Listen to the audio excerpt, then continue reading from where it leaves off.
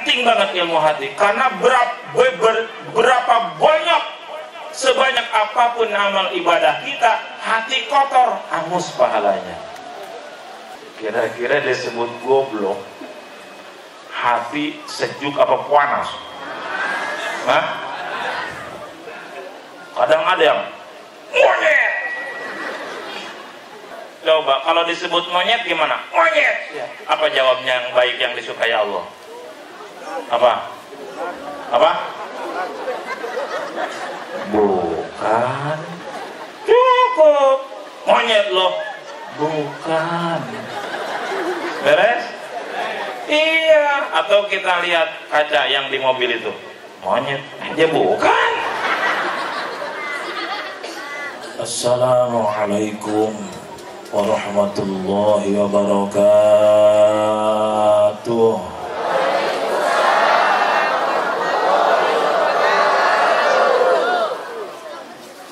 Jawabnya pakai hati, bukan hanya lisan.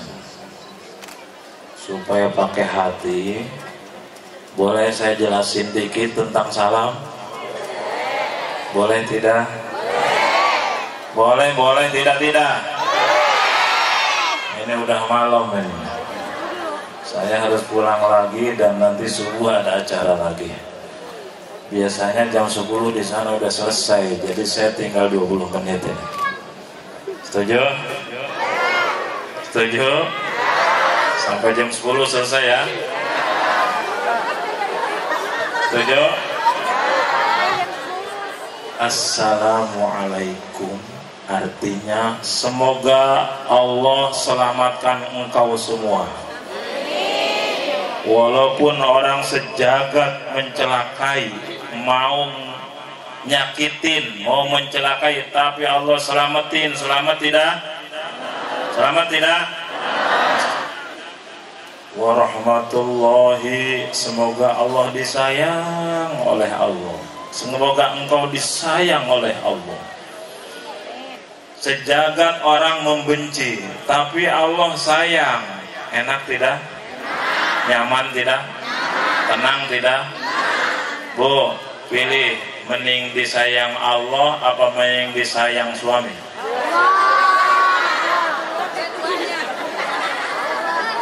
Suami nggak sayang sama ibu, tapi Allah sayang.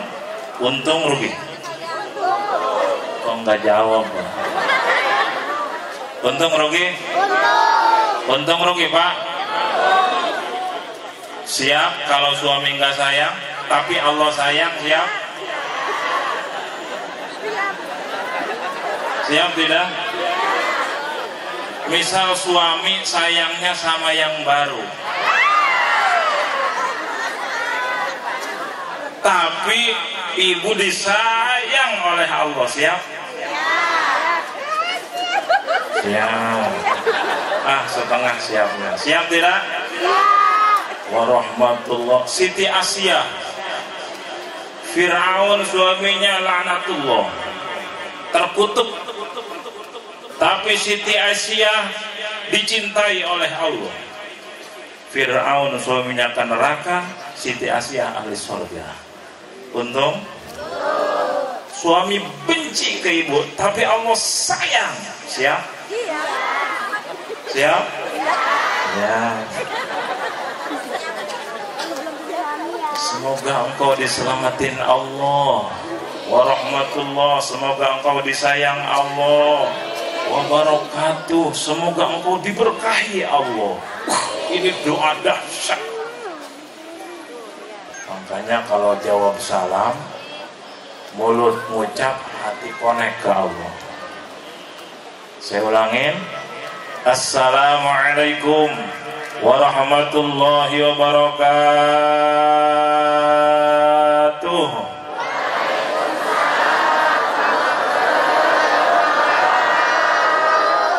Alhamdulillah. Alhamdulillahilladzi anzala as-sakinata fi qulubil mu'minin liyazdadu imanan ma'a imanihim. Allahumma salli wa sallim wa barik ala sayyidina wa habibina wa syafi'ina wa maulana Muhammadin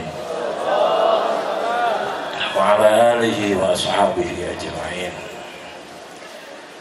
Penata acara yang saya hormati, para guru-guru ngaji, mudah-mudahan kehadiran beliau-beliau menjadi wasilah turunnya rahmat dari Allah Subhanahu wa taala. Para tokoh masyarakat, para kesepuhan, para aparatur pemerintah yang semuanya dengan izin Allah bisa hadir di sini. Mudah-mudahan hadirnya ini menjadi amal soleh yang diterima Allah Subhanahu wa taala. Hadirin sekalian,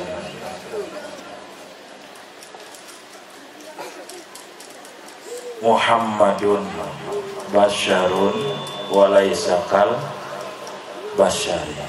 Kalau di Jawa suka ada salawatan pujian, Muhammadun basyarun walaysa kal basyari bal huwa yaqutatun wan nasukal hajari.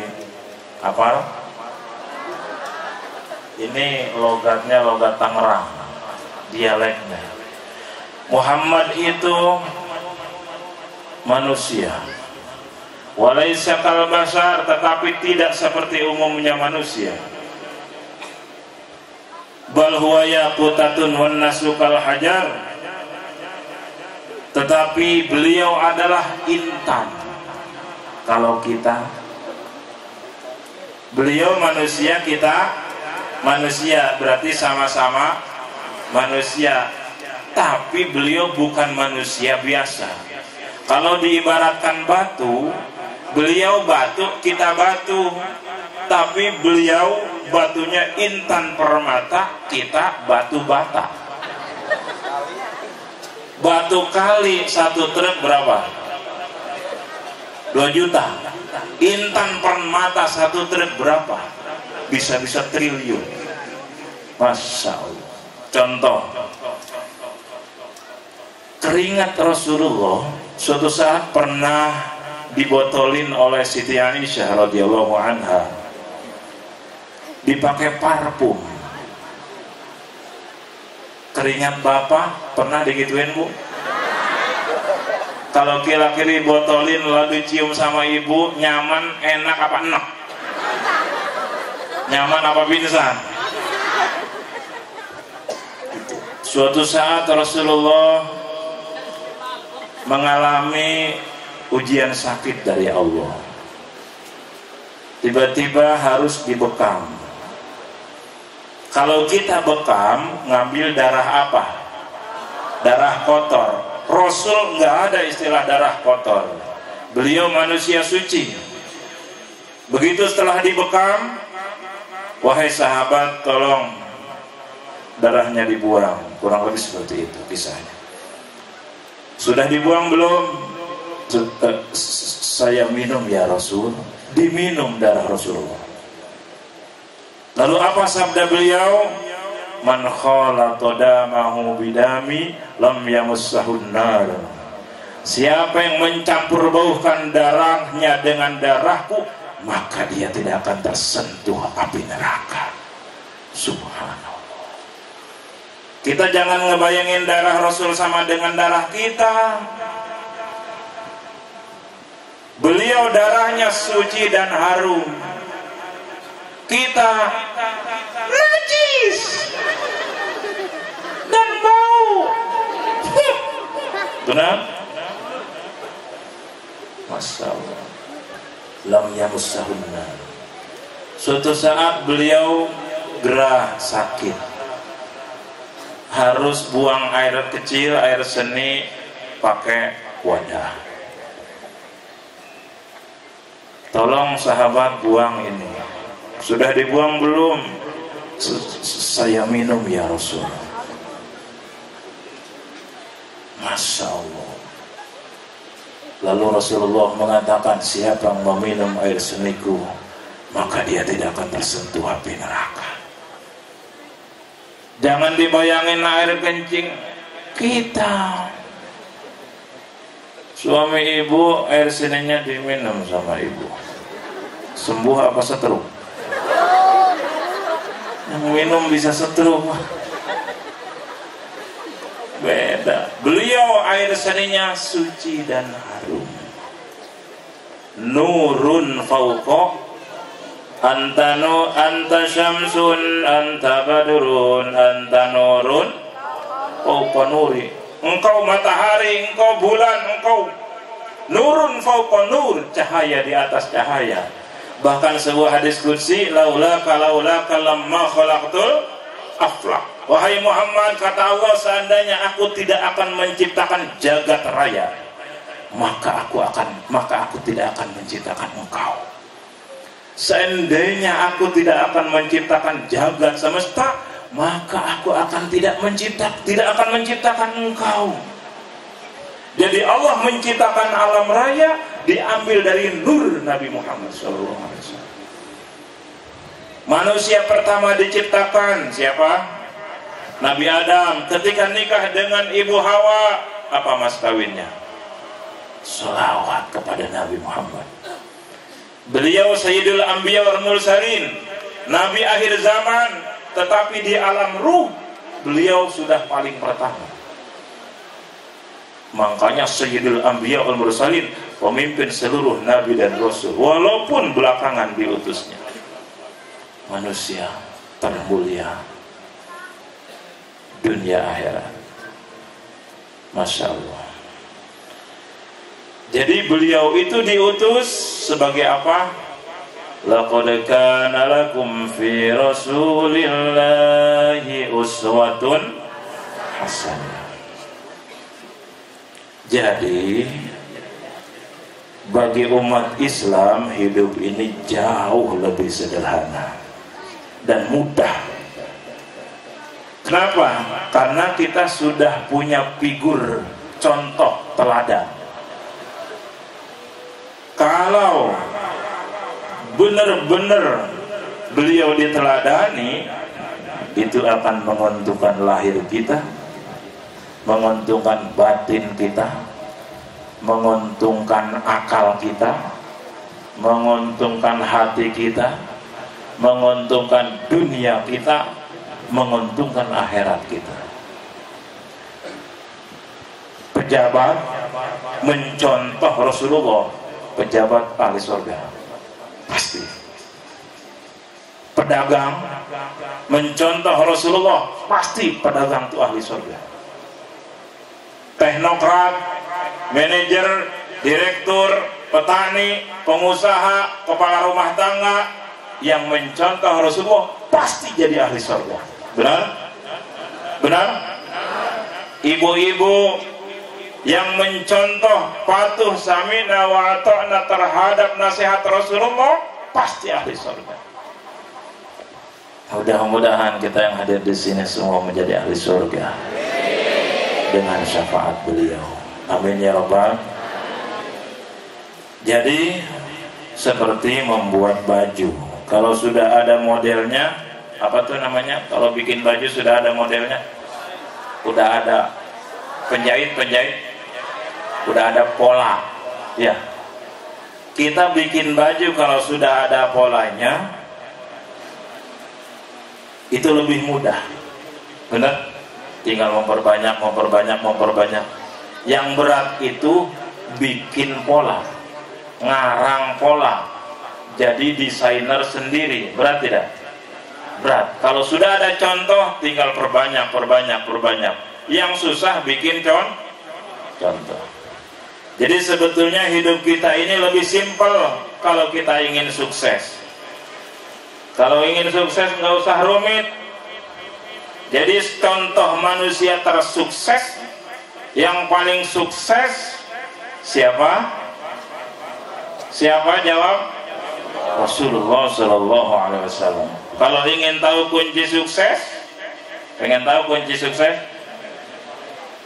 Ini kan wajah-wajah belum sukses semuanya. Pengen tahu kunci sukses? Pengen? Nah, kunci sukses juga nggak usah rumit untuk mengarang, untuk mencari. Kita tidak perlu mengadakan penelitian yang rumit. Udah kita ketahui saja kunci sukses adalah Rasulullah Sallallahu Alaihi Wasallam. Jadi kunci sukses apa? Siapa? Udah paham? Udah paham betul? Belum? Kunci sukses siapa? Sudah paham? Ya udah, kalau udah paham terima kasih. Demikianlah, assalamualaikum warahmatullahi wabarakatuh. Kan udah paham. Udah paham belum? Pelajari Rasulullah. Ketika Rasulullah ditanya, ya Rasul, mengapa engkau diutus ke bumi? Lalu apa jawab beliau? Innama bu'ithtu liutammima makarimal akhlak. Aku diutus tiada lain kecuali untuk menyempurnakan akhlak.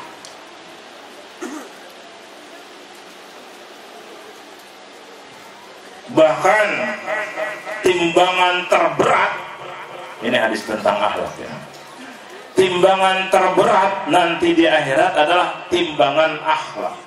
Siapa ibu-ibu majelis taklim yang paling hebat, yang paling mulia akhlaknya? Siapa penghafal Quran yang paling hebat, yang paling mulia akhlaknya? Siapa wisudawan wisudawati yang paling hebat, yang paling mulia akhlaknya? Gitu hadirin sekalian.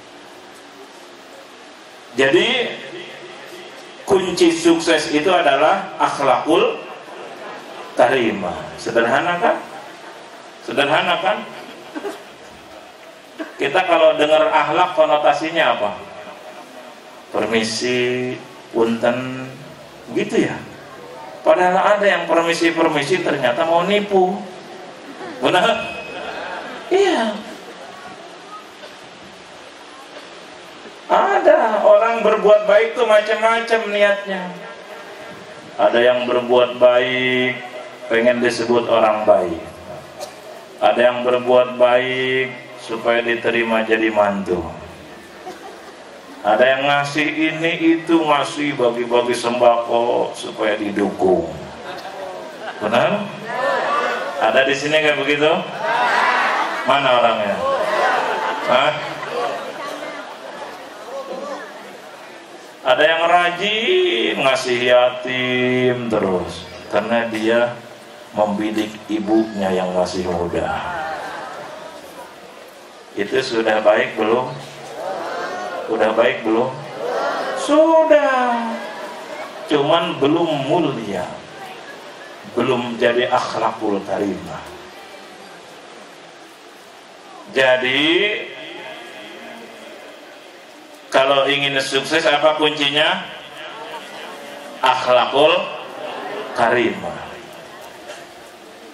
Wanita, ibu-ibu pasti ingin punya suami yang akhlakul karimah. Coba perempuan suluh milih nih. Mending milih suami yang ganteng atau yang akhlakul karimah? Hah?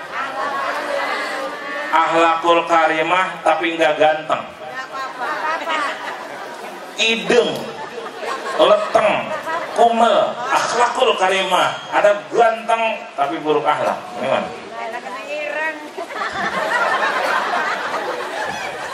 Ireng. Mending ganteng, mending akhlakul karimah?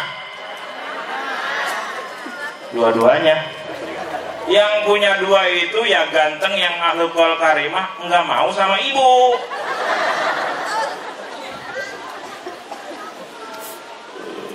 Berat punya suami ganteng tapi indah punya suami akhlakul karimah.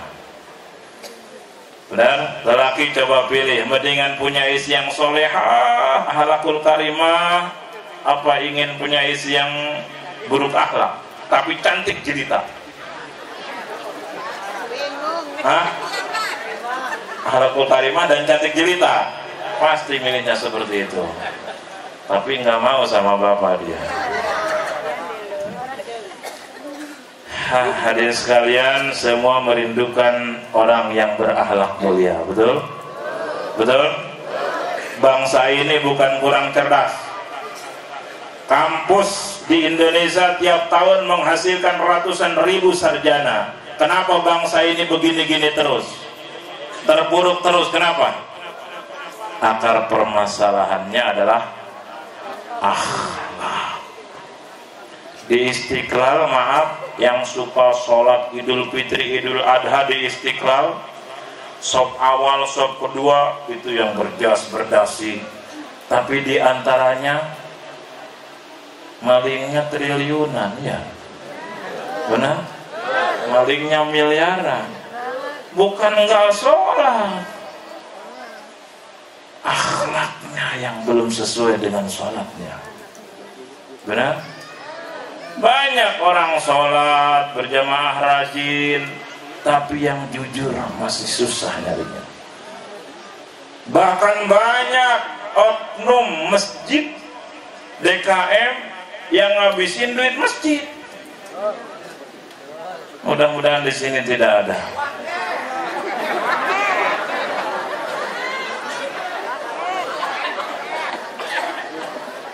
Dia suka sholat, dia suka ngimamin, bahkan dia khotib bahkan, tapi duit masjid habis. Kita nggak boleh ngecam, sholat buat apa? Duit masjid dilebok. Tetap nggak boleh. Segitu sudah sholat, gimana kalau nggak sholat? Masjidnya dijual. Alhamdulillah, cuman sholatnya mungkin belum benar. Benar? Jadi kalau kita perhatikan para koruptor itu pendidikannya tidak kurang. S1, S2, S3, S7. Tapi tetap aja kalau akhlak buruk tidak membawa kebaikan bagi negara. Betul? Betul? Jadi sepakat kunci sukses itu apa? Akhlakul karimah. Sepakat? Para guru ngaji sepakat? Para kiai sepakat? Pertanyaannya, ini ngaji santai aja ya. Sampai jam berapa saya jatahnya? Kuat? Ke jam 2 kuat? Saya pingsan deh. Pertanyaannya, bagaimana orang bisa akhlak mulia? Dah, nggak usah pusing-pusing, contoh saja Rasulullah Shallallahu Alaihi Wasallam. Akhlak mulia itu ternyata sumbernya dari mana? Akhlak mulia itu sumbernya dari apa? Dari hati. Itu pasti yang ngejawab yang suka ngaji online ke pesantren di Tangerang. Pasti. Diam lo, jangan bocorin. Alhamdulillah Pak, karunia Allah. Di sini ada keluarga besar yang setiap malam Rabu ngaji online ke pesantren. Kami di sana pengajian tauhid, ada amanah dari guru, udah dari tahun 2004. Lalu ada Ustaz Majid berjodoh dengan tetangga di sana, hidayah Allah, ngaji, lalu online tiap malam Rabu ke sini. Alhamdulillah jadikan jalan hidayah oleh Allah online di sono. Tiap malam Rabu sudah 9 tahun. Mudah-mudahan jadi jalan hidayah taufik bagi saudara-saudara di sini semua. Jadi baru sekarang nih ngelihat jeluntrung orangnya. Biasanya dengar suaranya doang. Alhamdulillah, mudah-mudahan diterima Allah. Jadi pertanyaannya, bagaimana orang bisa akhlakul karimah? Udah, nggak pusing-pusing. Contoh saja siapa? Rasulullah Sallallahu Alaihi Wasallam. Akhlakul karimah sumbernya dari mana? Dari hati.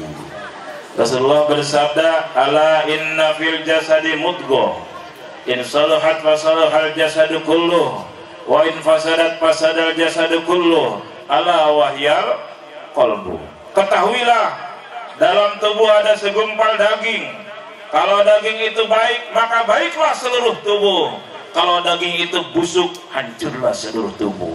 Apa itu? Hati. hati bersih, yang dilihat yang bersih-bersih aja, yang disukai Allah. Hati bersih, yang didengar yang bersih-bersih aja, yang jadi amal.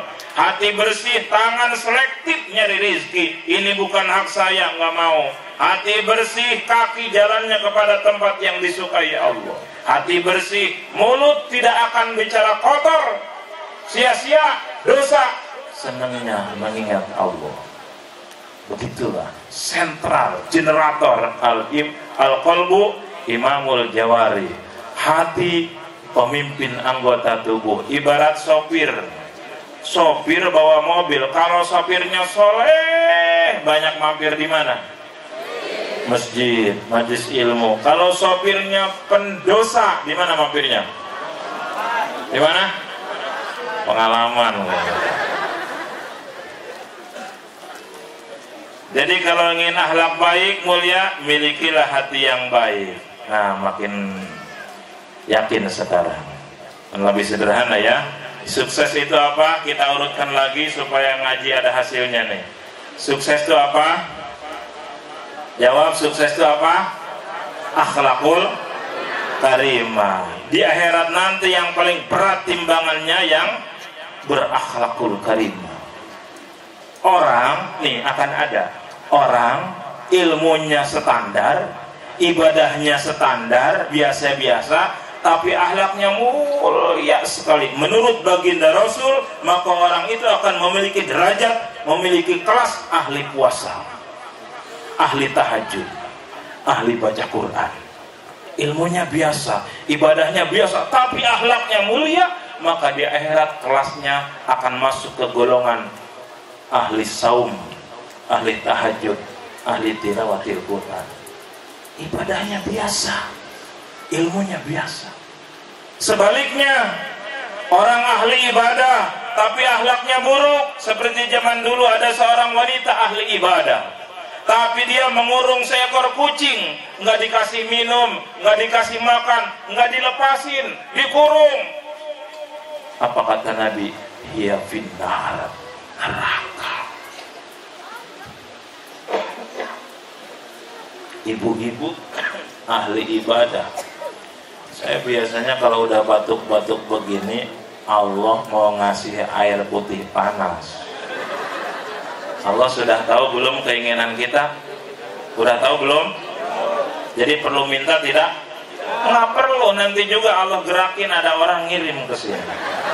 Nggak perlu minta. Alimum bidatis sudur. Allah tahu keinginan kita, lebih tahu dibanding kita, benar? Betul? Tenang wae pokoknya, ntar juga Allah ngegerakin ngirim ke sini air putih panas. Jadi ada ibu-ibu ahli ibadah tapi kucing dikurung, nggak dikasih makan, nggak dikasih minum, nggak dilepasin, iya finnar, neraka. Masya Allah. Ke binatang aja akhlak harus baik, apalagi ke manusia. Walaupun ahli ibadah ternyata buruk akhlak, neraka. Na'udzubillah min. Nah, akhlak datang dari mana? Jawab yang kompak biar saya cepat selesai ini. Kalau nggak kompak nih, ulangi-ulangi terus pertanyaannya. Kunci sukses apa? Akhlakul karimah. Akhlak sumbernya dari mana akhlakul karimah?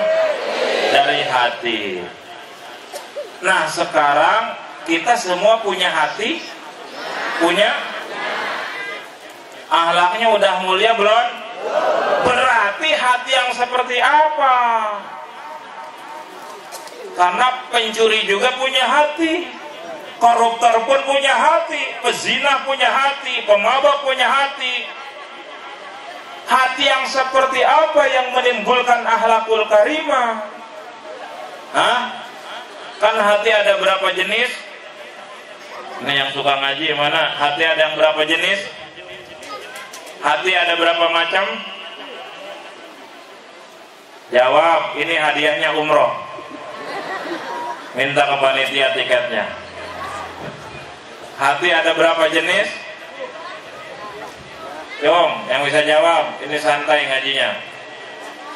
Hati ada berapa jenis? 3. Awas nih, ini penting banget ini. Penting banget ilmu hati, karena berapa banyak, sebanyak apapun amal ibadah kita, hati kotor, hangus pahalanya. Ibadah sederhana, hati bersih, membesar pahala. Hati yang seperti apa? Hati itu ada 3. 1, qalbun mayit, hati yang mati. 2, qalbun marid, hati yang berpenyakit. Fi qulubihim maradun fazadahumullahu maradu, hati yang berpenyakit. Yang ketiga, qalbun salim, hati yang bersih, sehat. Jadi ada hati yang mati, yang berpenyakit. Hati yang mati, baik buruk sudah tidak bisa istabtik kolbak, tidak bisa ditanya nuraninya. Yang hatinya mati nggak bisa ditanya hatinya, baik buruk hanya berdasarkan nafsu. Kata nafsunya baik, lakukan, padahal kata agama buruk. Naudzubillah min. Jadi hati yang berpenyakit, nggak sehat. Kalau tidak sehat, maka hatinya tidak bisa memilih, tidak bisa mengambil keputusan yang baik. Kalau hati mati, tidak ada, nggak bisa ditanya. Sawaun alaihim a'anzartahum am lam tunzirhum. Mau dinasehatin, mau kagak, nggak mempan. Tuh saudara lo tuh nasehatin tuh, separa tai. Gak mempan, dia mau nyungsep-nyungsep lah. Gak boleh begitu. Kita ini termasuk hati yang mana? Jawab. Mati, sakit, apa sehat? Jujur, termasuk mana? Sakit apa sehat? Nah, udah terdesak baru ngaku kan. Banyak penyakitnya. Kita mau wilayah hati yang berpenyakit, cuman pengen sehat. Nah, apa yang dinamakan qalbun salim? Hati mah nggak bisa ini Pak. Kalau penyakit hati nggak mau ngaku. Beda dengan penyakit badan. Kata dokter, sakit apa Bu? Aduh ini asam urat dok. Ini nyut-nyutan, ini nyut-nyutan, ini lagi sakit gigi, ngaku tuh, ngaku. Tapi kalau penyakit hati, jarang ngaku orang. Sombong lo, lo bilang gua sombong, tuh kan? Dasar tukang dengki, lo yang dengki, nggak ngaku. Lebih bahaya mana Pak, Bu? Penyakit hati apa penyakit badan? Hah? Penyakit hati, penyakit badan? Hah?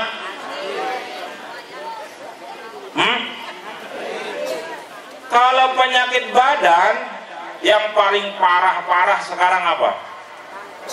Stroke, diabetes, yang paling ditakuti. Ini penyakit badan separah apapun, mati sembuh. Mati sembuh. Nggak mungkin Anda mati di kuburan, kata malaikat mungkar, man rabbuka? Saya stroke, nggak bisa jawab. Nggak mungkin. Diabetes mellitus, kolesterol, stroke, apapun itu yang berat-berat penyakit, mati sembuh.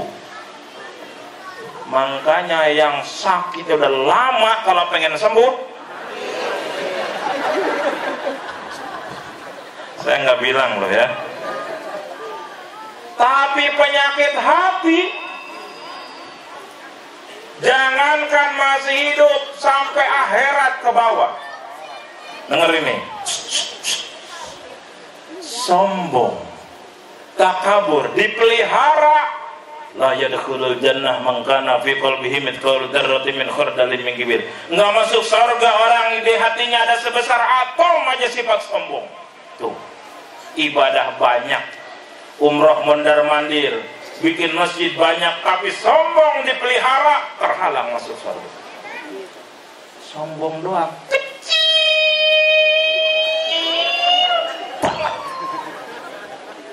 mithqala dzarrah, sombongnya kecil banget, apalagi gede. Sombong itu merendahkan orang lain dan menolak nasihat, anti kritik, dan merendahkan orang. Saya lebih kaya dibanding dia, saya lebih soleh dibanding dia, saya lebih pintar dibanding dia, saya lebih tinggi jabatannya dibanding kamu. Petantang petenteng. Di dunia dia tidak akan pernah nyaman, di akhirat gosong. Hasud, dengki, penyakit, ke bawah ke akhirat. Apa Bu? Ciri-ciri hasud, dengki apa? Hah? S M S apa? S M S. Senang melihat orang susah, susah melihat orang senang. Si ibu mah tiap ke pengajian kerudungnya ganti-ganti aja ya. Hari Senin merah, hari Selasa kuning, hijau. Saya juga tahu kredit. Itu Pak, susah melihat orang senang. Toko sembako, dengkinya ke toko sembako lagi. Kurang ajar tuh orang nggak punya mata kali. Di sini udah toko sembako ada, dia malah bikin lagi di sini, kurang ajar. Datang ke yang subur, bah, udah pesaing. Nih, aurin nih garam. Aurin. Tiba-tiba kebakaran dapat seminggu. Nangis apa alhamdulillah? Tadi yang ke yang subur nangis apa alhamdulillah? Tadi yang ke yang subur nangis apa alhamdulillah ngelihat toko pesaingnya kebakaran? Hah? Yakin? Pengalaman kalian? Rasain loh. Masya Allah. Ada orang punya utang ke kita, tarsok melulu, nggak mau bayar, tar besok. Suatu saat dia kecelakaan. Pak, itu yang punya utang ke Bapak udah bayar belum? Belum. Hah? Bukannya janji sebulan? Iya. Terus sekarang udah berapa lama? 7 tahun. Terus udah bayar belum? Belum. Emang ada apa? Dia kecelakaan Pak. Terus kenapa? Kakinya patah. Hah? Ya Allah, kenapa cuman kakinya? Kalau bisa kepalanya remokin Gusti. Senang ngelihat orang susah, dengki itu. Secara manusiawi kita wajar nyukurin dia bencana, bener? Tapi ini hati kotor, dengki. Kalau orang hati bersih mah nggak begitu. Hah? Dia kecelakaan, terus kakinya patah. Aduh kasihan banget. Saya mau nengok saya punya uang nih 1,5 juta biar siapa tahu buat beli obat dia.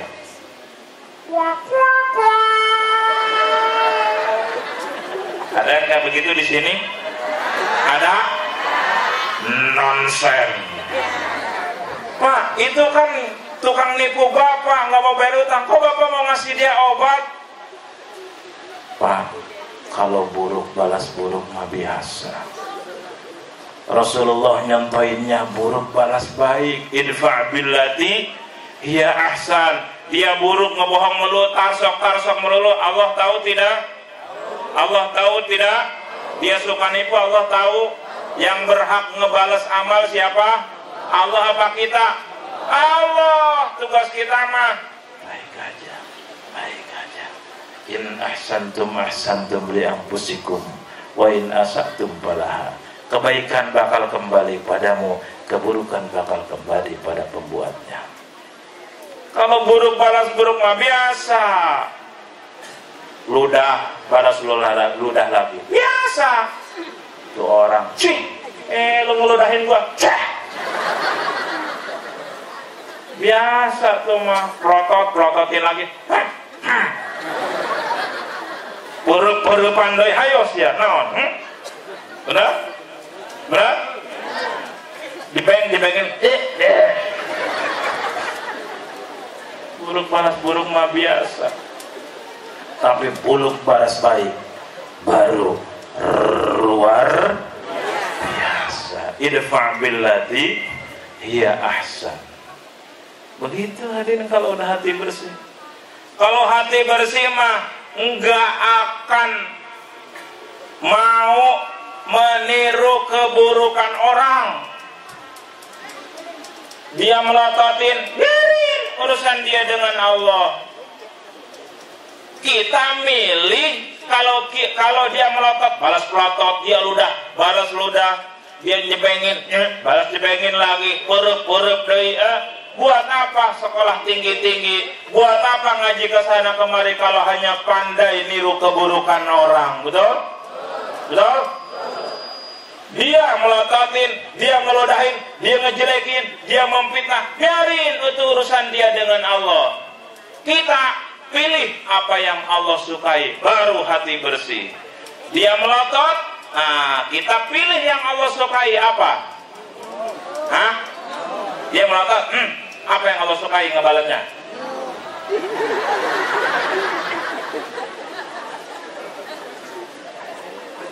Dia begini, pureup, apa yang Allah sukai balasannya? Tapi jangan begini. Dia ngeginiin ke kita, apa yang Allah sukai? Cukup. Saya kan kalau bawa mobil nggak seneng pelan-pelan. Tadi dari mana? Tadi Bakau ke sini setengah jam. Alhamdulillah. Aing teh sombong sedikit. Yang bawa sopir, guru sopirnya saya. Masya Allah, alhamdulillah. Kalau lagi bawa mobil saya, ketika ada peluang untuk nyalip, wajib saya ambil ke peluang. Berarti Allah ngasih peluang untuk saya lebih cepat. Benar? Jangan dicuekin, mubahadir, benar? Sikat. Rumus saya bukan untuk lama-lama di jalan. Waktu itu mahal, betul? Yang penting saya tidak menzolimi orang. Di sono ada motor, saya siapin jalan cukup untuk motor. Tapi tetap aja ada motor yang serakah, kakinya diangkat, tapi nggak mau ngenain mobil, curang. Begitu pas dekat, goblok. Kira-kira disebut goblok, hati sejuk apa panas? Hah? Kadang ada yang monyet. Coba, kalau hati kotor, kita disebut monyet. Lo buaya. Mana yang baik? Ada? Ono buruk, ini buruk. Yang mana yang mau dibalas baik oleh Allah? Ono dosa, ini dosa, betul? Coba, kalau disebut monyet gimana? Monyet. Apa jawabnya yang baik yang disukai Allah? Apa? Bukan. Cukup. Monyet loh. Bukan. Beres? Iya. Atau kita lihat kaca yang di mobil itu, monyet. Ya bukan. Iya, ngapain sakit hati? Coba begitu. Apakah ketika disebut monyet, monyet bu berbulu apa begitu? Enggak. Orang yang hatinya bersih mah tenang. Kenapa dia menyebut monyet? Mungkin ada dua penyebabnya. Pertama, dia belum pernah tahu monyet. Yang kedua, mungkin kita mirip. Jadi perlu marah tidak? Tidak. Orang yang ngejelekin kita harusnya dikasih hadiah. Kenapa? Karena orang-orang itu jadi jalan ngangkutin dosa-dosa kita. Orang ngeludahin tentang 100.000. Kenapa Bapak ngasih saya uang 100.000? Karena kamu ngeludahin saya, berarti kamu ngangkutin dosa-dosa saya. Hah? Kalau begitu saya besok ngeludahin lagi ya. Kalau hati kotor, sibuk membalas dengan keburukan. Kalau hati bersih, sibuk dengan membalas dengan kebaikan. Enak tidak? Enak tidak? Jadi sukses itu apa? Akhlakul karimah. Akhlak datang dari mana? Dari hati. Hati terbagi berapa? Terbagi 3. 1 qalbun mati, 2 berpenyakit, 3 hati yang bersih. Masya Allah. Nah sekarang hati yang bersih itu hati yang seperti apa? Pertanyaan berikutnya.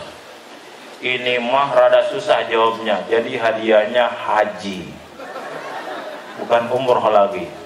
Hati yang bersih itu hati yang seperti apa? Hah? Apa Bu? Ya, apa itu? Nggak kedengeran. Hati yang bersih, hati yang seperti apa? Iya, qalbun salim tuh hati bersih. Yang seperti apa Ibu? Nggak apa-apa, hiburan dari Allah. Hati yang bersih itu kata Nabi, hati yang bersih itu adalah bersih dan tidaknya hati tergantung zikrullahi ta'ala, zikir kepada Allah. Jadi Rasulullah itu sosok yang benar-benar tiap detik beliau zikir kepada Allah. Bahkan dijelaskan dalam kitab berjanji ya, kedua mata beliau merem tidur, tapi wa qalbuhu lam yanam, hatinya tidak pernah tidur. Sekalipun kedua matanya tidur, hatinya tidak pernah tidur. Rasulullah itu zikir terus ke Allah. Kita sebaliknya, mata melek, hati tidur. Benar? Ditanya susah berapa kali tadi nggak jawab-jawab. Mata melek, hati tidur. Betul? Rasulullah mata kadang tidur, hati tidak pernah tidur. Wa qalbuhu lam yanam. Zikir terus. Rasulullah bersabda, ala unabbiukum bi khairi a'malikum wa azka 'inda malikikum wa khairil lakum min infaqid dhahabi wal fiddah wa khairil lakum min an talqaw aduwakum fatadribu a'naqahum wa yadribu a'naqakum. Qalu bala ya Rasulullah, qala dzikrullahi ta'ala. Kata Nabi, wahai para sahabatku, maukah engkau kuberitahu amal yang paling baik, yang paling bersih di sisi Tuhanmu, yang paling baik, amalan yang paling suci dalam pandangan Allah yang menciptakanmu, yang menciptakan diri-diri kalian, amalan yang paling meninggikan derajat, amalan yang lebih baik daripada menginfakkan harta emas dan perak, dan lebih baik daripada engkau bertemu musuh, engkau menebas leher dia atau engkau ditebas oleh dia. Apa itu ya Rasulullah? Dzikrullahi ta'ala, zikir kepada Allah. Nah ini kuncinya hadirin. Jadi tidak ada cerita akhlak mulia orang yang kurang zikir, apalagi yang tidak pernah zikir. Betul? Ya saya sering zikir. Apakah setiap orang zikir mulia akhlaknya? Belum tentu. Betul? Betul? Kata guru kami, beliau ahli ma'rifat, zikir itu ada 3. Catat, biar pulang dari sini ada hasilnya. 1, zikir hakikat. 2, zikir tarekat. 3, zikir berkat. Nomor berapa kita? Nah, nanti pulang saya nggak kebagian berkat, itu zikir berkah. Aduh, saya nggak dikasih makan, itu zikir berkah. Satu zikir hakikat, dua zikir barekat, tiga zikir berkah. Ayo, jadi kalau zikir lisan mah mudah, betul? Ini yang susah nih, benar? Ini mah mudah. Jangan misal kita la ilaha illallah, la ilaha illallah. Jangankan orang Islam, orang yang belum Islam kayak bisa, benar? La ilaha illallah, haleluya, haleluya, kan gitu ujungnya. Benar? Benar? Iya. Bahkan jangankan orang tidak beriman, beo, tahu beo? Bisa zikir.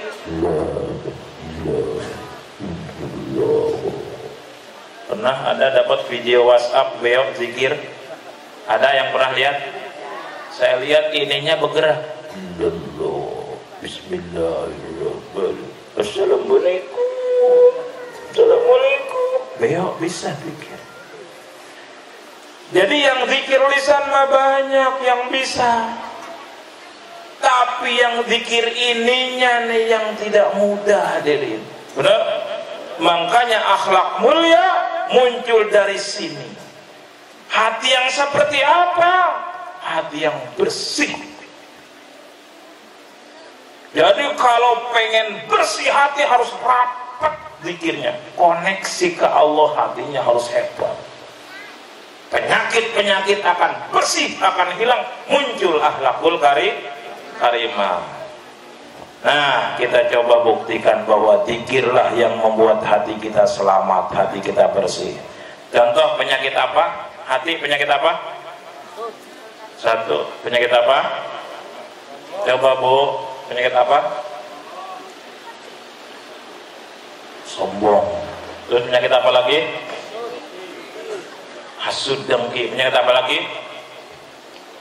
Pengen dipuji, pengen dihormati, pengen pamer, pengen dihebatin orang.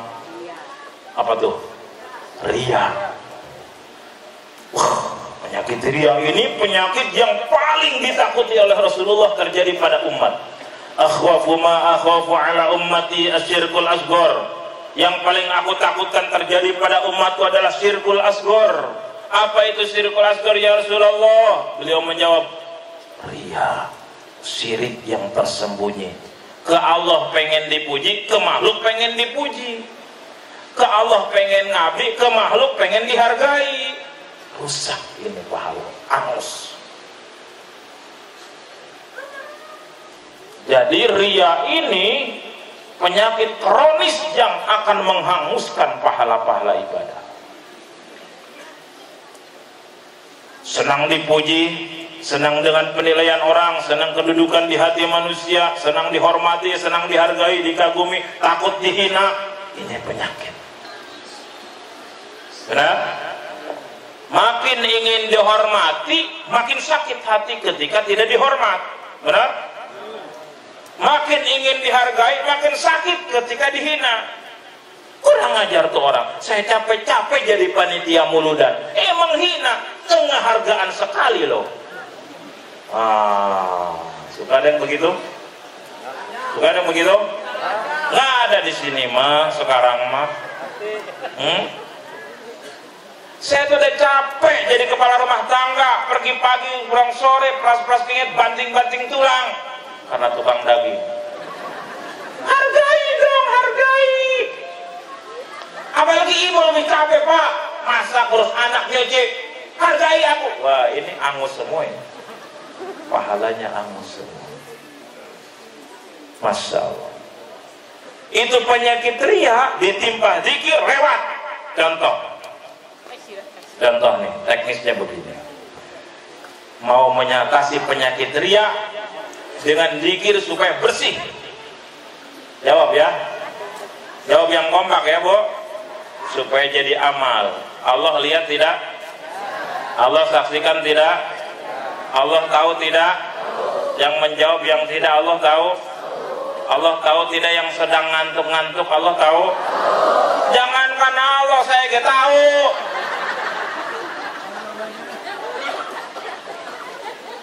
Nih, jawab yang kompak supaya cepat selesai. Mengatasi penyakit riya supaya bersih hati dengan zikir. Jawab. Ada orang, tidak ada orang, Allah ada tidak? Orang lihat, orang tidak lihat, Allah lihat tidak? Ini sedang zikir mengingat Allah pakai ilmu ma'rifat. Orang lihat, orang saksikan, orang tidak saksikan, kita berbuat baik, Allah saksikan tidak? Orang lihat, orang tidak lihat, Allah lihat tidak? Orang tahu, orang tidak tahu amalan kita, Allah tahu tidak? Orang menghargai atau menghina kebaikan kita, kalau kita berbuat baik, Allah suka tidak? Menghargai tidak? Menghargai tidak? Menghargai tidak? Seluruh jin dan manusia bergabung untuk menghina kita, untuk mencelakai kita. Kalau kita diselamatin Allah, selamat tidak? Seluruh jin dan manusia bergabung untuk nyelamatin kita. Kalau kita dihinakan Allah, hina tidak? Hina tidak? Apakah ada yang tidak dilihat Allah? Apa ada yang tidak dilihat Allah? Semuanya dilihat. Apakah ada yang tidak dibalas Allah? Apa ada yang tidak dibalas Allah? Jawab. Semua ada balasannya. Mungkinkah ada yang terlupakan Allah ngebalas? Mungkinkah ada yang terlewati? Mungkinkah ada balasan dari Allah yang tertukar? Meleset? Tertunda? Mungkinkah ada balasan dari Allah yang bisa menghalanginya? Yang menolak? Pasti ketemu? Pasti? Mungkinkah balasan Allah ketukar? Kita yang berbuat baik, kita berjuang, tapi dia yang tidak berbuat baik dapat balasannya, mungkinkah ketukar? Atau kita ngedoa minta jodoh, dia yang sebelah minta kambing, tiba-tiba yang dapat kambing kita, dia yang dapat jodoh, mungkinkah ketukar? Mungkin. Apakah setiap kebaikan ada balasannya? Yakin? Yakin? Udah beres. Kenapa kita pengen dilihat orang? Orang mau lihat mau tidak, Allah lihat. Orang mau terima kasih atau tidak, Allah yang akan ngebalas. Benar? Itu habis itu dia tuh. Ilahi anta maqsudi wa ridhaka matlubi. Jadi kalau zikirnya, elingnya, ingetnya, koneknya ke Allah seperti itu, udah nggak ada tuh nyari muka orang, carmuk, menjilat, nggak ada. Karena kita sudah yakin ini Allah ngeliatin terus, ini Allah yang menilai, ini seutuhnya Allah yang ngebalas. Tiap saat kebaikan kita pasti akan Allah balas. Lalu apa perlunya kita pusing dengan penilaian makhluk, penilaian atasan, penilaian tetangga, penilaian masyarakat? Gak ada untungnya. Benar? Misal ada yang menghina, ada yang ngejelekin, langsung praktekkan zikir. Silahkan mau menghina apa saja om. Ini karena dia baru pulang umroh, panggilannya om. Karena ada yang nanya, katanya kalau pulang haji panggilannya kan bapak haji, bu hajah, ya. Kalau pulang umroh panggilannya apa? Om. Pulang umroh, om. Mau kemana om? Misal kita dihina orang, fokusnya hanya pada yang menghina, pasti sakitnya di mana? Di mana? Sakitnya tuh di sini.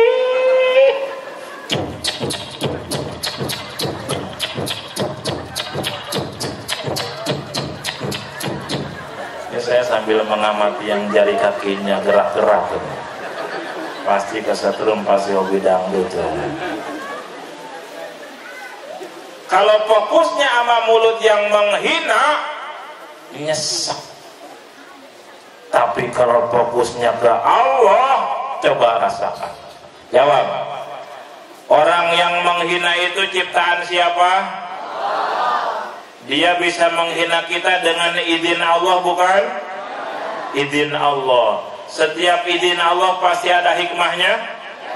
Ada hikmahnya tidak? Sia-sia apa berhikmah? Apakah ada perbuatan Allah, takdir Allah yang jelek bagi orang beriman? Ada tidak? Tidak ada. Beres tuh. Benar? Berarti dihina orang tuh pasti mengandung kebaikan, tidak? Pasti mengandung kebaikan, tidak? Coba tafakuri, dizikirin. Ini menghina pasti dengan izin Allah. Dengar isi penghinaannya apa? Ternyata penghinaannya tidak seberapa dibanding dengan kehinaan diri kita yang ditutupi oleh Allah. Allah tahu kehinaan diri kita. Jatuhnya bisa syukur, Pak. Bisa syukur. Kita dihina si banyak bacot. Tahu banyak bacot? Tahu? Banyak banyak omong. Cerewet.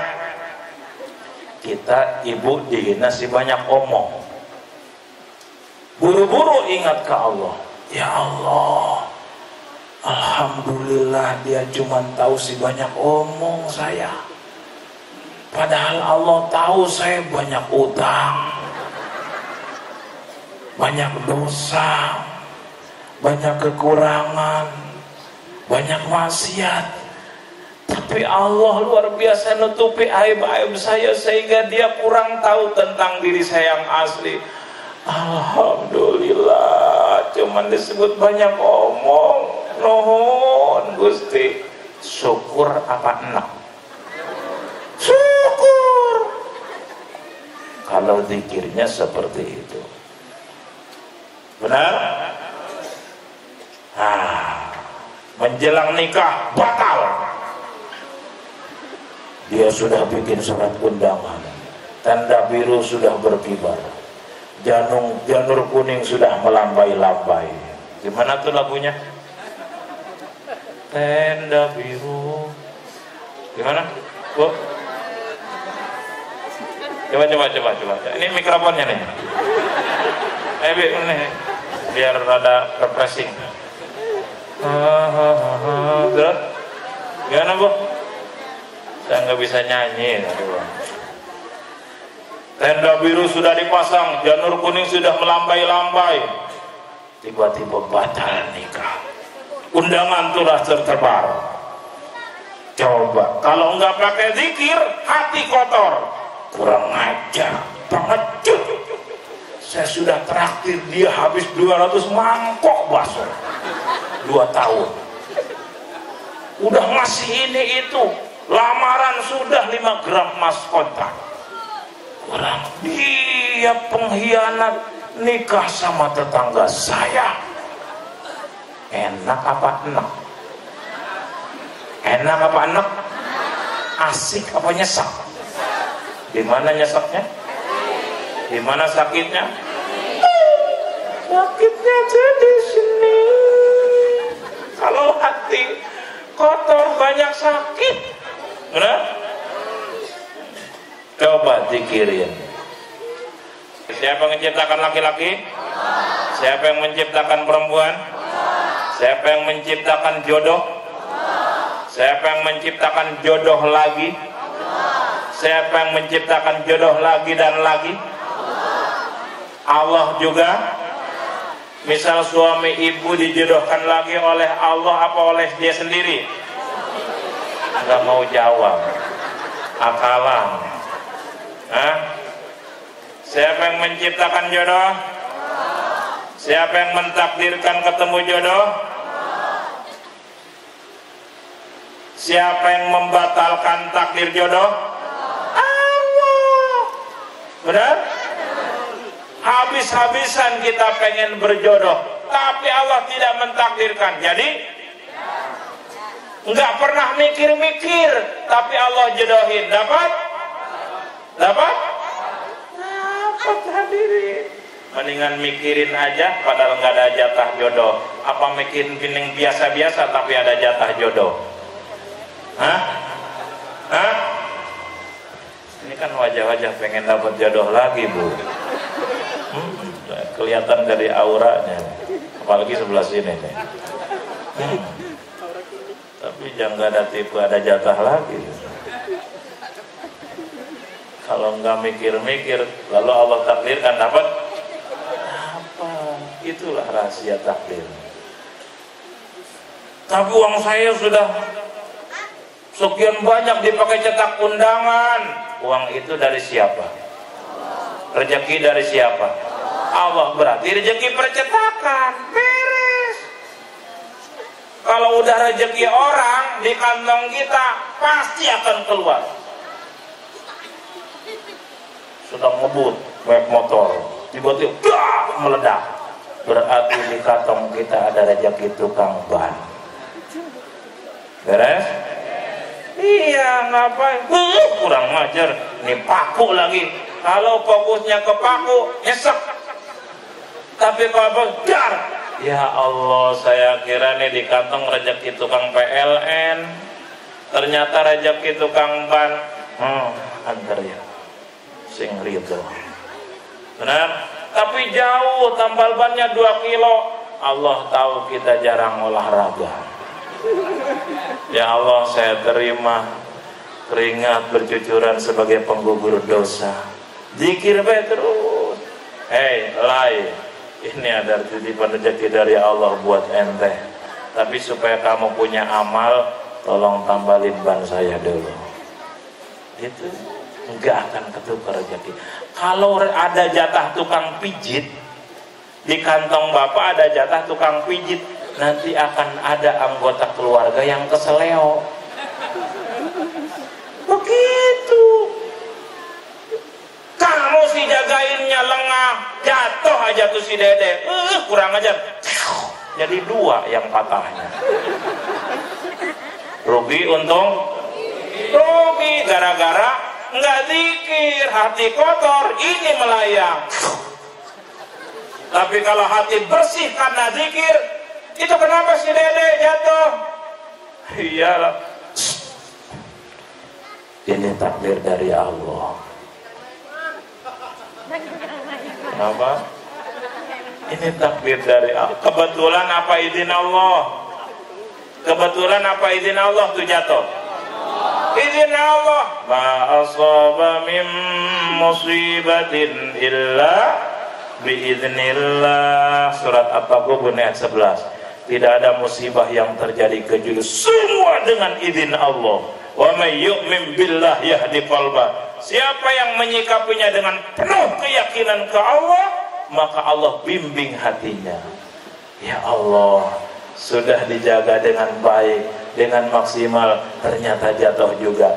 Berarti ada rezeki tukang pijit di kantong saya. Anterin. Nggak mau dianterin, silakan patah tulang seumur hidup. Kalau nggak mau nganterin rezeki tukang pijit, benar? Seperti anak saya kemarin, sekitar 6 bulan yang lalu, saya bawa mobil Fortuner habis pengajian. Mobil Fortuner kan nggak kayak Agya. Agya mah ringan, paling 2 kilo beratnya. Fortuner bisa 2 ton. Masuk ke dalam rumah. Anak kelas 1 SD sedang baca buku di bawah pohon rambutan depan pesantren. Kelindes roda, patah semua ini. Begini tulangnya. Masya Allah.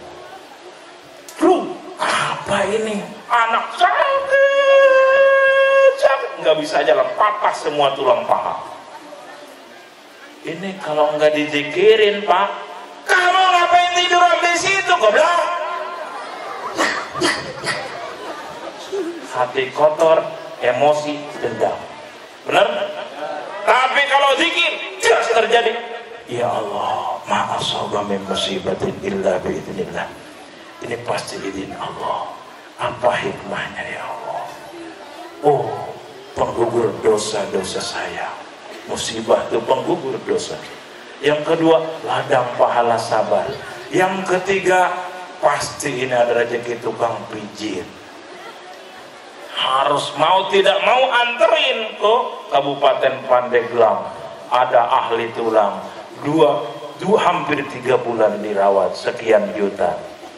Nggak boleh kita gara-gara kamu tuh sekian juta melayang, tadinya mau dipakai umroh. Nggak boleh, itu rezekinya tukang pijit, anterin sing legowo. Nggak mau nganterin, silakan patah seumur hidup. Benar? Ya Allah, kalau sudah jadi rezeki orang di dompet, pasti akan keluar lewat jalan ini dan itu. Begitulah sabda Rasul, fakullun muyassarun lima khuliqa li ajli. Setiap manusia akan dimudahkan menuju takdirnya oleh Allah. Makanya orang, kata Nabi, orang yang beriman kepada takdir tidak akan pernah sedih dan stres. Al-iman bil qadar yudhibul hamma wal hazan. Iman kepada takdir akan menghilangkan sedih dan stres. Enggak, ini izin Allah, pasti ada hikmahnya. Enak? Itu ada kemarin saya punya temen, bisnis proyeknya kelas papan atas, Pak. Punya link ke gubernur, bupati, sekali dapat miliar. Tapi ketika dapat, mabuk, piknik ke Bali, miras, nyawer.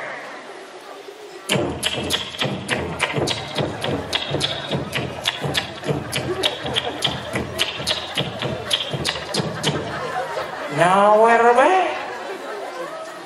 Apa yang terjadi? Jelas ginjal masalah, jelas lambung kena. Doakan saya, sakit, sabar, tunggu berdosa. Alhamdulillah, saya setelah sakit jadi senang sholat. Alhamdulillah, saya biasanya lewat ke Gang Ono, banyak teman-teman pengen dibeli miras. Sekarang nggak mau ke sana, kesini terus sekarang. Jadi sakitnya bagus nggak? Bagus tidak versi Allah? Bagus. Dulu ada pejabat, istrinya sampai 4. Istrinya yang keempat seorang mahasiswi yang dikasih apa itu, mobil apa tuh yang sama Xenia itu apa? Avanza. Yang mobil-mobil murah saya suka kurang hafal namanya. Ini praktek sombong sedikit. Avanza dibeli dengan Avanza, mau tuh seorang mahasiswi. Pejabat saya kenal, tapi kerjaannya apa? Jarang ke pengajian, sholat seingatnya. Apa kerjaannya? Nyawer aja.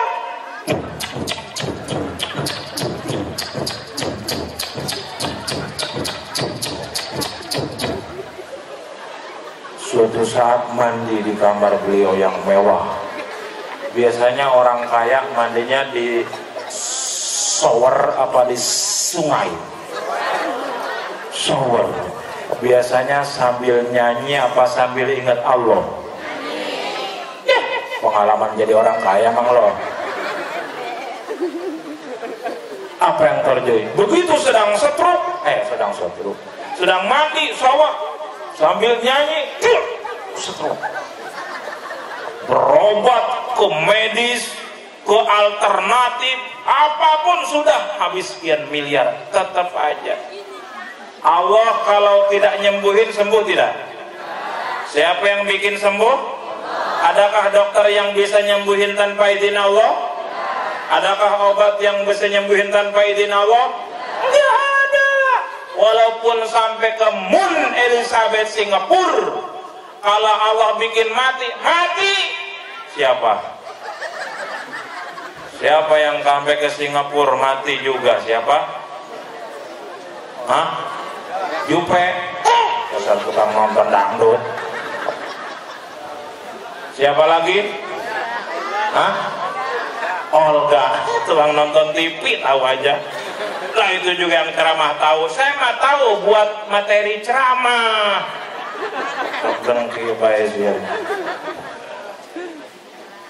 Mau sampai ke Amerika, kemana kalau Allah takdirkan mati, mati.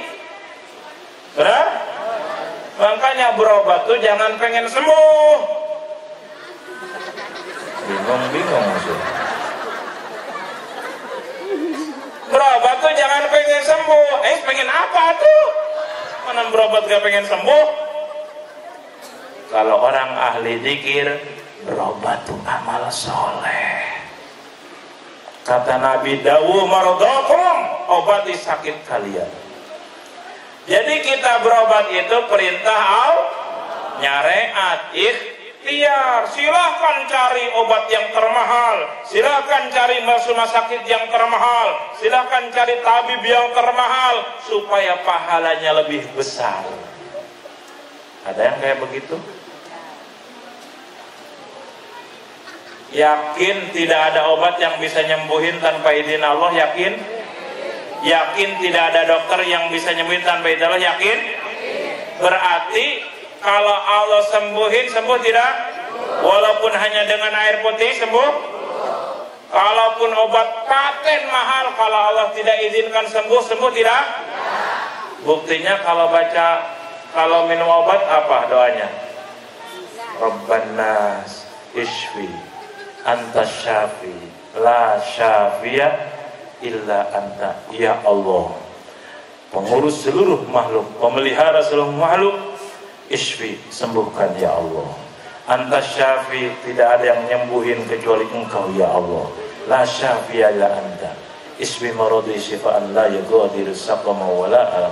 Begitu, tidak ada yang nyembuhin kecuali engkau ya Allah. Tuh, katanya tidak ada yang nyembuhin kecuali Allah. Kok engkau minum obat? Saya minum obat, ini perintah Allah. Jadi amal soleh. Tidak sembuh, terserah Allah, sudah dapat pahala sabar. Jadi amal soleh beli obat. Benar? Tapi kalau orang nggak zikir, mobil udah dijual buat berobat, motor habis, kebun habis, nggak sembuh-sembuh. Dasar obat nggak ada yang paten.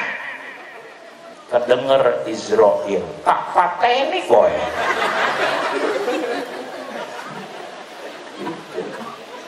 Nyesek, hati kotor, mulut kotor, stres, sirkulasi darah error. Tapi kalau hati bersih, Pak, Bapak tuh berobat udah kesana kemari, udah ratusan juta bahkan bilang, kok nggak sembuh juga sih, tetap berobat terus? Bu, saya berobat, kita berobat karena perintah Allah, nyareat, ikhtiar. Kemana aja diperintah Allah. Sini belum, sono ikhtiar lagi. Kita berobat melakukan perintah Allah, berarti amal soleh, berarti ibadah. Tapi kan belum sembuh. Allah belum izinkan sembuh. Kenapa? Karena Allah masih senang ngebersihin dosa-dosa Bapak. Kata Allah, kata Rasulullah, ada dosa yang tidak bisa bersih lewat sholat. Sholat kita nggak khusyuk, nggak bisa ngebersihin dosa. Ada dosa yang tidak bersih lewat sedekah. Dosa kita bergunung-gunung, sedekahnya 2.000. Ada dosa yang tidak bisa bersih oleh haji, umroh, mandar-mandir. Umrohnya banyak riya, pengen dipuji orang. Tapi bisa bersihnya lewat sakit. Asal sabar dan ridho. Tapi bisa bersihnya lewat difitnah orang. Asal sabar dan ridho. Pas. Jadi kalau ibu-ibu misal sakit gigi, kalau enggak zikir, udah mah gigi sakit, hati lebih sakit. Benar? Benar? Tapi kalau dizikirin, begitu nyut, alhamdulillah, alhamdulillah,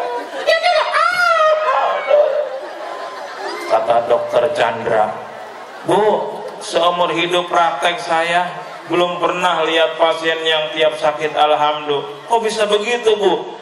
Saya semalam sudah dengar ceramah tauhid, ceramah zikir, katanya setiap rasa sakit menggugur dosa. Rupanya haji umroh saya belum ikhlas, nggak bisa ngebersihin, sedekah saya masih kurang. Tapi rasa sakit inilah akan Allah jadikan penggugur dosa. Kalau saya makin sabar dan ridho dengan sakit ini, maka dosa saya makin bersih. Kalau makin bersih, mudah-mudahan ketika wafat saya husnul khotimah. Enak? Enak tidak? Jadi kalau kita terus sakit, mending sabar, mending jengkel. Belum sembuh-sembuh, mending ridho, mending jengkel. Ridho. Tenang, sirkulasi darah tidak error, minum obat jadi amal soleh, hati makin bersih dari dosa, mati insya Allah husnul khotimah. Benar? Hati bersih itu begitu, muncul dari zikir. Enak tidak? Ngurus anak, kalau nggak pakai zikir, stres. Enak apa enak? Enak apa enak? Jangan, ibu anak berapa? Anak 4 apa 2? Anak 4 udah stres, apalagi saya yang 13. 13 kali lipat stresnya.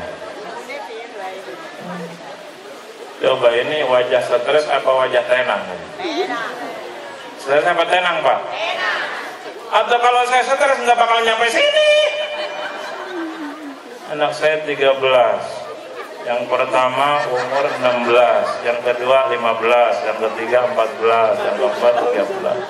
Yang paling kecil umur setahun lebih. Baru 2 sudah stres.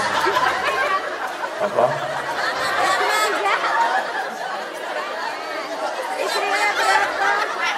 Ini bapak-bapak isinya berapa? 1 apa baru 1? Yang 1 aja sudah stres, gimana yang sudah 2? Halo? Kalau nggak pakai zikir ngurus anak, stres. Gimana zikirnya supaya tenang? Siapa yang menciptakan anak kita?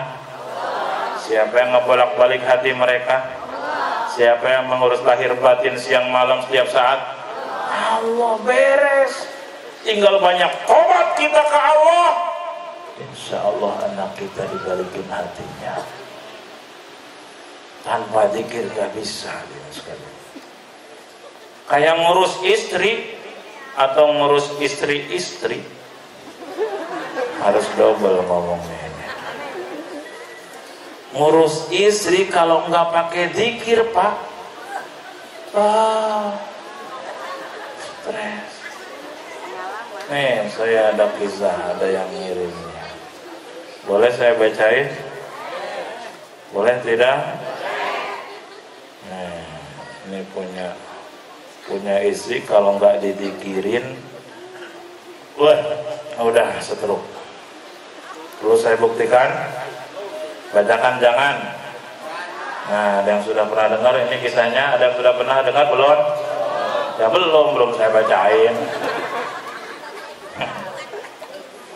Ini ada yang menulis tentang istri. Maaf, ini bukan istri saya hadirin, tapi ini kisah menarik. Bacaan jangan, bacain jangan. Cepat ambil keputusan, bacain jangan. Udah malam soalnya. Kalau nggak ingat Allah, nggak zikir, ini penyakit bisa bertubi-tubi nih suami. Maaf, ini jangan dimasukin ke hati, Bu ya. Ini hanya kiriman orang, nggak ada dalil sahihnya. Obrolan suami istri. Dengerin. Kalau nggak pakai zikir stres nih. Kata istri suatu saat, Pak, mau dimasakin apa nanti malam? Ya terserah mama aja. Atau jangan bilang terserah dong, Bapak bikin bingung yang mau masak aja. Ya udah tuh, opor ayam aja. Ayam mahal, Pak. Ya urap tempe aja kalau begitu mah. Tempe di warung itu sekarang kurang bagus, kedelainya hancur-hancur. Ya sederhanakan aja tuh, sambal sama telur. Aku juga seneng kok mah. Kayak nggak tahu aja, cabai tuh udah gila-gilaan harganya, Pak, gara-gara dolar naik melulu. Ya udah tuh beli aja yang gampang di warung Padang, kan praktis. Tuh kan kamu gak menghargai aku. Aku pengen masak buat suami biar dapat pahala, bilang malah masak, malah beli di Padang. Tuh. Suami menggigit wajan karena diomelin istri terus-terusan. Wajan digigit. Kalau nggak zikir, nggak ingat, nggak konek ke Allah, nggak gitu Pak. Mumet.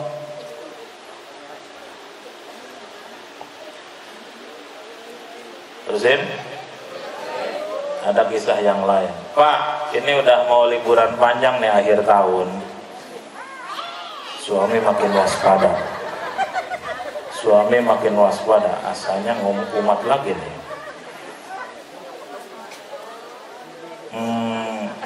Kira-kira kemana ya Pak? Ya kita ke pantai aja lah Pak.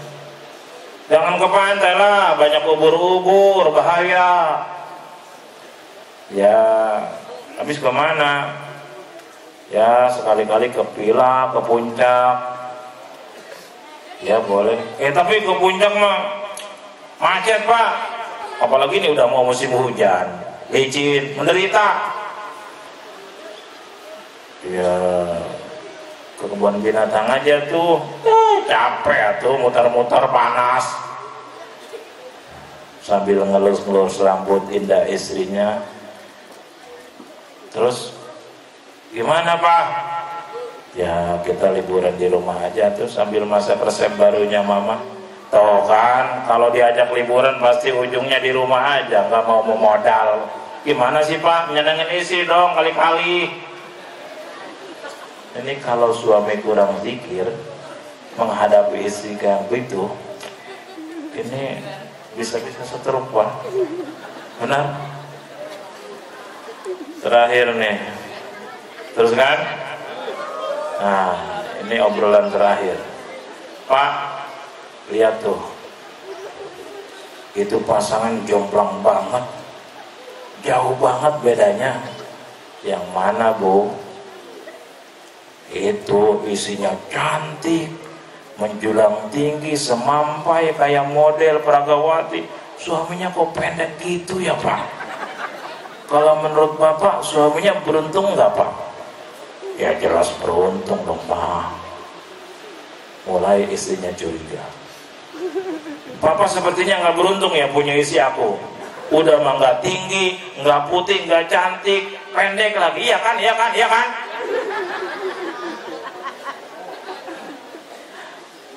Nggak gitu dong Bu. Papa sangat sayang ke Ibu. Papa beruntung punya istri seperti Ibu. Kalau beruntung kenapa Papa ngeliatin wanita itu?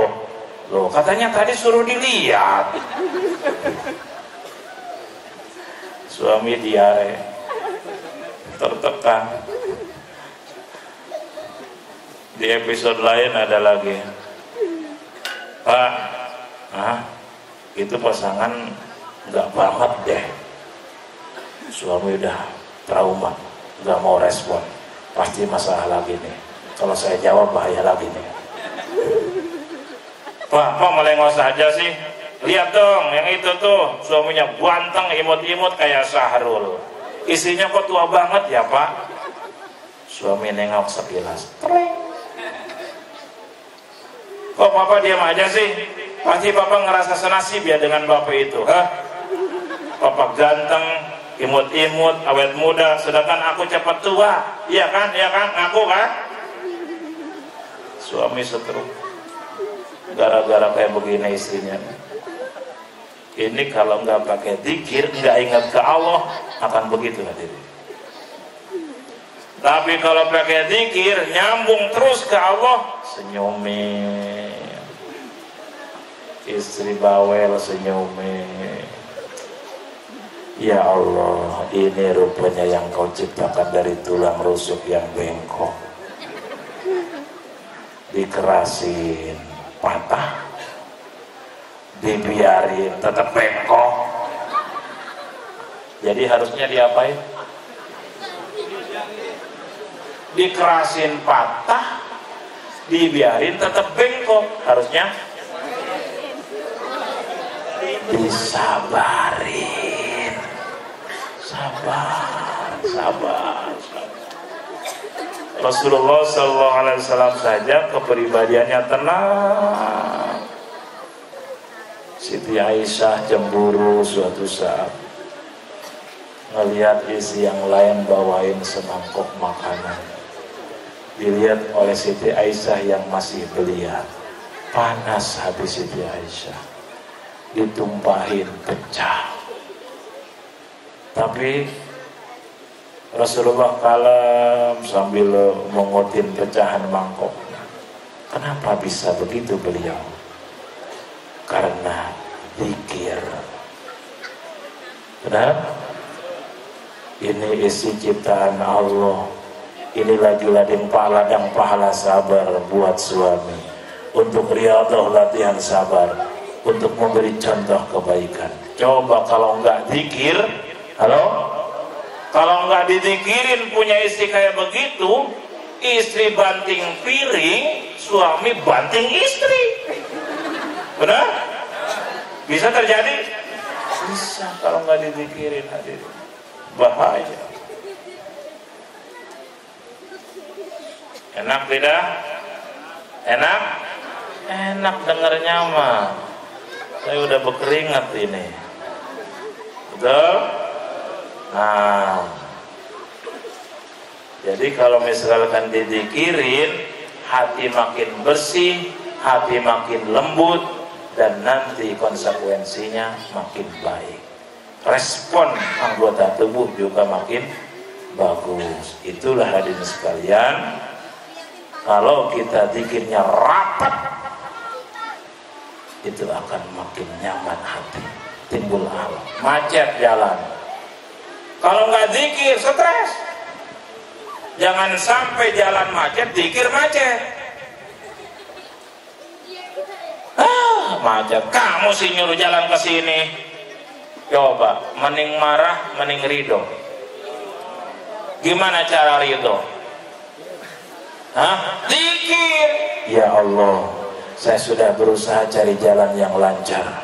Saya sudah berusaha info lewat internet. Lewat sini katanya tidak macet, ternyata dengan izinmu macet juga. Tapi kesel ya Allah, Engkau juga tahu. Setiap rasa kesel penggugur dosa. Tapi gelisah ya Allah, Engkau janji setiap rasa gelisah penggugur dosa. Wahai istriku, kau baca salawat yang banyak, aku baca istighfar sebanyak-banyaknya.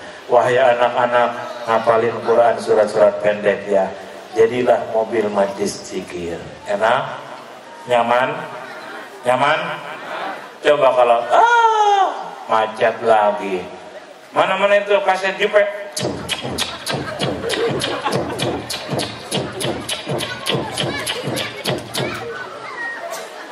Majlis zikir apa majlis syaitan? Enak apa enak? Bagi orang yang disukai Allah, tidak akan seperti itu. Benar? Jadi hadirin sekalian, kalau kita zikirnya rapat, maka akan nyaman sekali. Zikirlah yang membuat seseorang bisa berakhlakul karimah, walaupun berhadapan dengan apapun, dengan binatang, dengan manusia, apalagi kalau pakai zikir akan timbul akhlak yang baik. Kita sedang di toilet, jatuh tiba-tiba kecoa. Halo? Anak-anak? Halo? Halo? Anak-anak ribut, pantas tidak ribut? Pantas anak-anaknya. Ngantuk, tidur, pantas tidak? Pantas. Orang tua kalau nggak dizikirin ini, ya Allah, ini anak Engkau yang menciptakan. Mereka belum paham, mereka belum ada dosanya. Kalau misal sekarang ada gempa tiba-tiba, yang pasti masuk surga kita yang gede-gede apa mereka yang anak-anak? Mereka ahli surga. Kalau kayak begini umur-umur gitu, Makanya jangan, hei berisik, nggak boleh begitu. Hei berisik, nggak boleh begitu. Ini contoh doang deh, contoh. Itu sombong. Anak-anak dengerin ya. Enak nak? Enak? Oh, enak. Jangan, hei berisik, nggak boleh.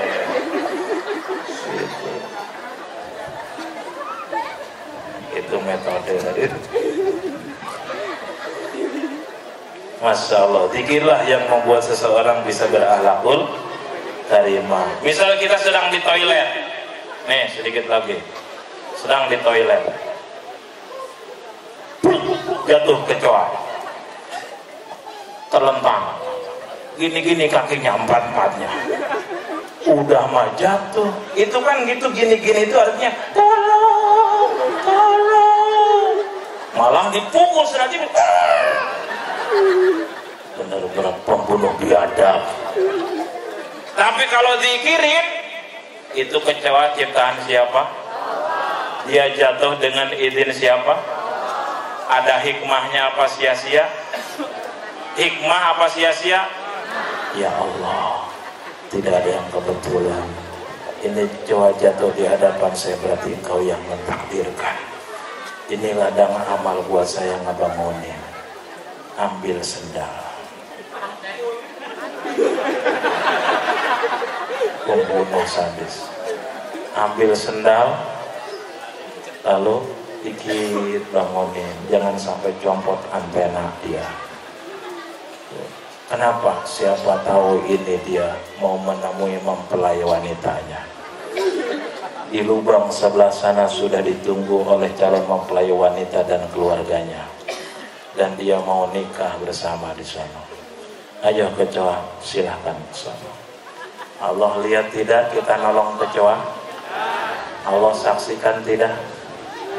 Allah tahu tidak? Kalau ikhlas jadi amal soleh tidak? Jadi amal tidak? Kita tidak tahu kapan kita akan tersesat. Kita tidak tahu kapan kita akan ada peluang celaka. Tiba-tiba Allah takdirkan ada orang yang bakal menolong kita. Mungkin syariatnya wasilah nolong binatang yang terseberapa itu. Amal yang dianggap sepele kalau ikhlas membesar pahalanya. Amal yang dianggap besar sehingga bangga diri ujub akan hancur pahalanya.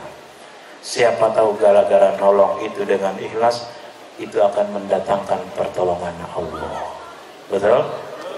Zikir menimbulkan akhlakul karimah. Enak tidak?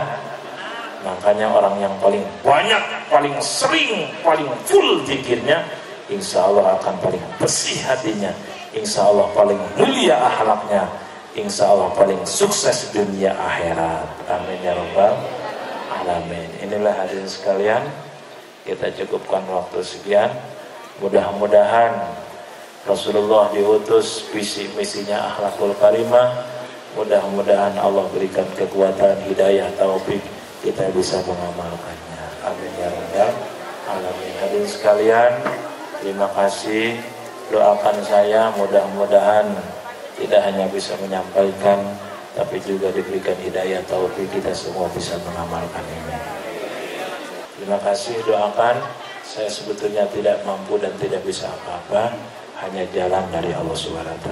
Semoga Allah cukupi lahirnya, Allah cukupi batinnya, Allah cukupi dengan ilmu yang manfaat, Allah cukupi dengan rezeki yang halal barokah. Terima kasih Bapak Ibu sekalian yang sudah pegel-pegel tadi. Dari jam berapa duduk? Dari jam 8 sampai jam hampir jam 12. Berapa jam? 11 sekian jam. Allah tahu yang pegel, Allah lihat, Allah tahu yang merasakan sakit nyut-nyut. Rasulullah janji setiap rasa sakit penggugur dosa. Asal sabar, ridho, ya Allah, ridho. Setiap rasa kesal penggugur dosa. Mudah-mudahan pulang dari sini makin bersih dosanya. Mudah-mudahan makin melimpah pahala sabarnya. Mudah-mudahan makin dekat dengan Allah. Mudah-mudahan jadi ahli zikir, jadi ahli zikir yang memunculkan akhlakul karimah. Mudah-mudahan kita dikasih rumah tangga bahagia sakinah. Mudah-mudahan dijadikan anak-anak kita soleh solehah, diampuni seluruh dosa-dosa kita, diwafatkan husnul khotimah, dimasukin surganya Allah dan ridhonya. Amin ya rabbal alamin. Al-Fatihah. A'udzubillahi minasyaitonir rajim. Bismillahirrahmanirrahim. Alhamdulillahirabbil alamin. Ar-Rahmanir-Rahim. Maliki yaumiddin. Iyyaka na'budu wa iyyaka nasta'in. Ihdinas siratal mustaqim. Siratal ladzina an'amta 'alaihim ghairil maghdubi 'alaihim waladdallin. Terima kasih hadirin sekalian. Sebetulnya berat sekali saya mengakhiri ini karena gak pernah bertemu selama sekian puluh tahun saya dengan saudara-saudara, tapi dipertemukan Allah dalam waktu yang begitu singkat. Semoga pertemuan ini nanti Allah pertemukan juga kelak di surganya Allah SWT. Amin ya rabbal alamin. Hadanallahu wa iyyakum ajma'in. Wa afu minkum. Wassalamualaikum warahmatullahi wabarakatuh.